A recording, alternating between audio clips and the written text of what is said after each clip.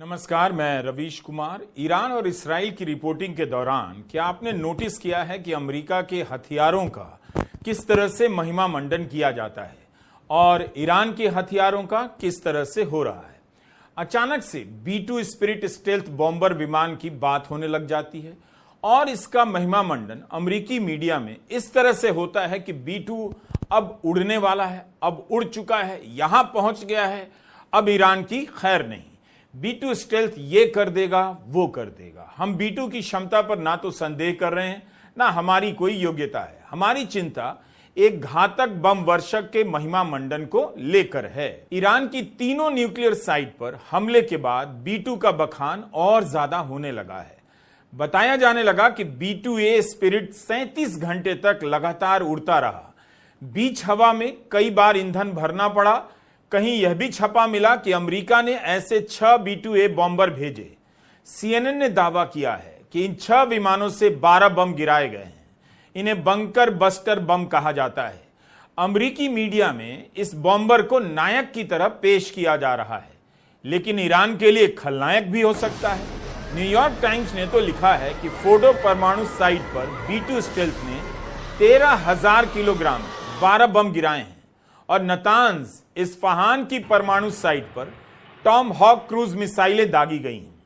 Trump भी कहते रहते हैं कि इस तरह की क्षमता वाला बम गिराने का विमान केवल अमेरिका के पास है, किसी और के पास नहीं।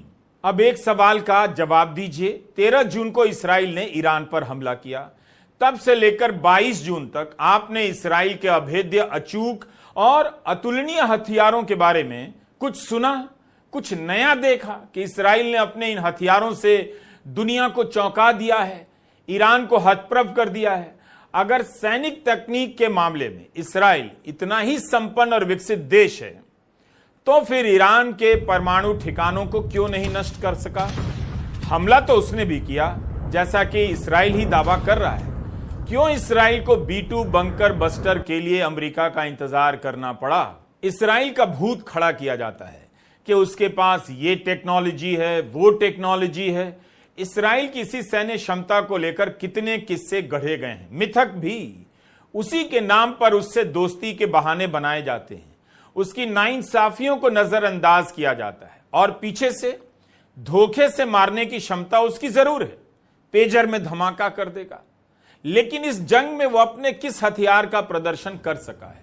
क्यों ईरान की सुपरसोनिक मिसाइलों की चर्चा हो रही है? एक समय था जब इसराइल के आयरन डोम की चर्चा होती थी, लेकिन अब उसकी चर्चा कुछ कम नहीं पड़ गई। ईरान की सुपरसोनिक मिसाइलों ने आयरन डोम को बेकार कर दिया। तभी तो अमेरिका ने नौसेना का जहाज भेजा ताकि ईरान की मिसाइलों को इंटरसेप्ट किया जा सके। बात या तो ईरान के सुपरसोनिक मिसाइल की हो रही है या फिर अमेरिका के B-2 बॉम्बर की।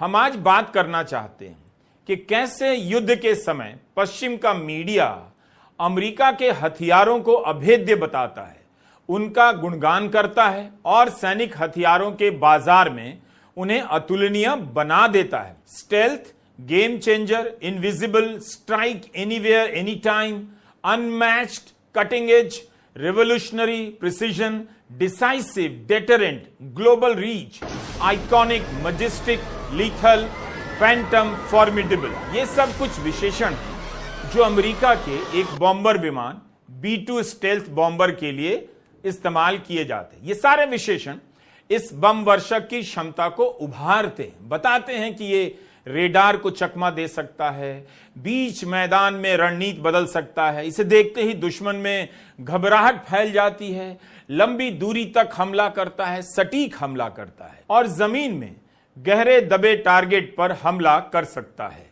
रिपोर्ट हो रहा है कि एक विमान 13,000 किलो का बम उठाकर उड़ रहा है। B-2 का नाम अक्सर अमेरिका के साथ लिया जाता है। अमेरिका का ये, अमेरिका का वो।